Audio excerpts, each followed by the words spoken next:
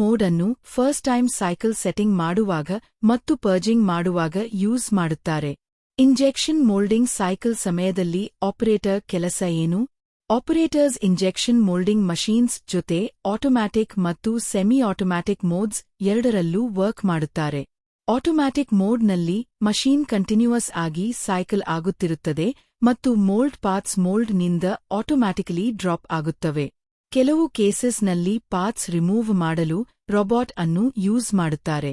Operator parts ಅನ್ನು collect ಮಾಡಿ inspect ಮಾಡುತ್ತಾರೆ ಮತ್ತು ಕೆಲವೊಮ್ಮೆ ಪಾರ್ಟ್ಸ್ ಅನ್ನು ರನ್ನರ್ಸ್ನಿಂದ ಸೆಪರೇಟ್ ಮಾಡುತ್ತಾರೆ. ಸೆಮಿ ಆಟೋಮ್ಯಾಟಿಕ್ ಮೋಡ್ನಲ್ಲಿ ಇಂಜೆಕ್ಷನ್ ಮೋಲ್ಡಿಂಗ್ ಮಷೀನ್ ಒಂದು ಸೈಕಲ್ ಅನ್ನು ಆಟೋಮ್ಯಾಟಿಕಲಿ ಕಂಪ್ಲೀಟ್ ಮಾಡಿ ಸ್ಟಾಪ್ ಆಗುತ್ತದೆ. ಆಮೇಲೆ ಆಪರೇಟರ್ ಸೇಫ್ಟಿ ಗೇಟ್ ಓಪನ್ ಮಾಡಿ ಮೋಲ್ಡ್ ಪಾರ್ಟ್ಸ್ ಅನ್ನು ರಿಮೂವ್ ಮಾಡುತ್ತಾರೆ. ಸೇಫ್ಟಿ ಗೇಟ್ ಕ್ಲೋಸ್ ಮಾಡಿದ ತಕ್ಷಣ ನೆಕ್ಸ್ಟ್ ಸೈಕಲ್ ಸ್ಟಾರ್ಟ್ ಆಗುತ್ತದೆ. ಈ ಜಾಬ್ ನೋಡಲು ಸಿಂಪಲ್ ಅನ್ನಿಸಬಹುದು, ಆದರೆ ಇದರಲ್ಲಿ ಸಾಕಷ್ಟು ಇಂಪಾರ್ಟೆಂಟ್ ರೆಸ್ಪಾನ್ಸಿಬಿಲಿಟೀಸ್ ಇವೆ. ಸೆಮಿ ಆಟೋಮ್ಯಾಟಿಕ್ ಆಪರೇಷನ್ ನಲ್ಲಿ ಆಪರೇಟರ್ ಮೊದಲು ಮೋಲ್ಡ್ ಓಪನ್ ಆಗುವುದನ್ನು ವೇಟ್ ಮಾಡಬೇಕು. ಮೋಲ್ಡ್ ಕಂಪ್ಲೀಟ್ಲಿ ಓಪನ್ ಆದ ನಂತರ ಮಾತ್ರ front safety gate door open ಮಾಡಿ ಸೇಫ್ಟಿ ಬಾರ್ ಚೆಕ್ ಮಾಡಬೇಕು. ಸೇಫ್ಟಿ ಬಾರ್ ಸರಿಯಾಗಿ ಪ್ಲೇಸ್ ಆಗಿದೆಯೆಂದು ಕನ್ಫರ್ಮ್ ಆದ ನಂತರ ಪ್ಲಾಸ್ಟಿಕ್ ಪಾರ್ಟ್ಸ್ ಅನ್ನು ರಿಮೂವ್ ಮಾಡಬೇಕು. ತುಂಬಾ ಕೇರ್ಫುಲ್ ಆಗಿರಿ. ಪ್ಲಾಸ್ಟಿಕ್ ಪಾರ್ಟ್ಸ್ ತುಂಬಾ ಈಸಿಲಿ ಸ್ಕ್ರಾಚ್ ಆಗಬಹುದು.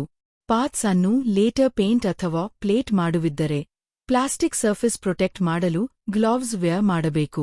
ನಂತರ ಆಪರೇಟರ್ ಮೋಲ್ಡ್ ಸರ್ಫೇಸ್ ಮತ್ತು ಮೋಲ್ಡ್ ಕ್ಯಾವಿಟೀಸ್ ಅನ್ನು ಕ್ವಿಕ್ಲಿ ಇನ್ಸ್ಪೆಕ್ಟ್ ಮಾಡಬೇಕು. ಈ ಪ್ಲಾಂಟ್ನಲ್ಲಿ ಪಾರ್ಟ್ ರಿಮೂವ್ ಮಾಡಿದ ನಂತರ ಮೋಲ್ಡ್ ಕ್ಯಾವಿಟೀಸ್ ಕ್ಲೀನ್ ಮಾಡಲು ಕಂಪ್ರೆಸ್ಡ್ ಏರ್ ಯೂಸ್ ಮಾಡುತ್ತಾರೆ.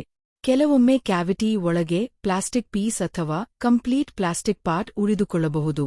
ಅದನ್ನು ಫಿಂಗರ್ಸ್ ಬಳಸಿ ಸೇಫ್ಲಿ ರಿಮೂವ್ ಮಾಡಬಹುದು, ಅಂದ್ರೆ ರಿಮೂವ್ ಮಾಡಿ. ರಿಮೂವ್ ಮಾಡಲು ಸಾಧ್ಯವಾಗದಿದ್ದರೆ ಮೋಲ್ಡ್ ಟೆಕ್ನಿಷಿಯನ್ ಅಥವಾ ಸೂಪರ್ವೈಸರ್ಗೆ ಇಮಿಡಿಯೇಟ್ಲಿ ಇನ್ಫಾರ್ಮ್ ಮಾಡಿ. ಎಕ್ಸ್ಪೀರಿಯನ್ಸ್ ಮತ್ತು ಪರ್ಮಿಷನ್ ಇಲ್ಲದೆ ಮೋಲ್ಡ್ ಹಾವ್ಸ್ ನಡುವೆ ಯಾವುದೇ ಮೆಟಲ್ ಟೂಲ್ಸ್ ಯೂಸ್ ಮಾಡಬೇಡಿ, ಅದರಿಂದ ಮೋಲ್ಡ್ ಈಸಿಲಿ ಡ್ಯಾಮೇಜ್ ಆಗಬಹುದು. ಹಾಗೆ ಕ್ಯಾವಿಟಿ ಅಥವಾ ಮೋಲ್ಡ್ ಸರ್ಫೇಸ್ ಮೇಲೆ ಪ್ಲಾಸ್ಟಿಕ್ ಪೀಸ್ ಇದ್ದಾಗ ಯಾವತ್ತೂ ನ್ಯೂ ಸೈಕಲ್ ಸ್ಟಾರ್ಟ್ ಮಾಡಬೇಡಿ. ಮೋಲ್ಡ್ನಲ್ಲಿ ಏನಾದರೂ ಅನ್ಯೂಶುವಲ್ ಕಂಡುಬಂದರೆ ಕೂಡಲೇ ಮೋಲ್ಡ್ ಟೆಕ್ನಿಷಿಯನ್ ಅಥವಾ ಸೂಪರ್ವೈಸರ್ಗೆ ತಿಳಿಸಿ. ರಿಮೆಂಬರ್, ಸೇಫ್ಟಿ ಗೇಟ್ ಕ್ಲೋಸ್ ಮಾಡಿದ ತಕ್ಷಣ ನ್ಯೂ ಸೈಕಲ್ ಸ್ಟಾರ್ಟ್ ಆಗುತ್ತದೆ. ಮೋಲ್ಡ್ ಕಂಪ್ಲೀಟ್ಲಿ ಕ್ಲಿಯರ್ ಇದೆಯೆಂದು ಕನ್ಫರ್ಮ್ ಆದ ನಂತರ ಸೇಫ್ಟಿ ಗೇಟ್ ಕ್ಲೋಸ್ ಮಾಡಿ.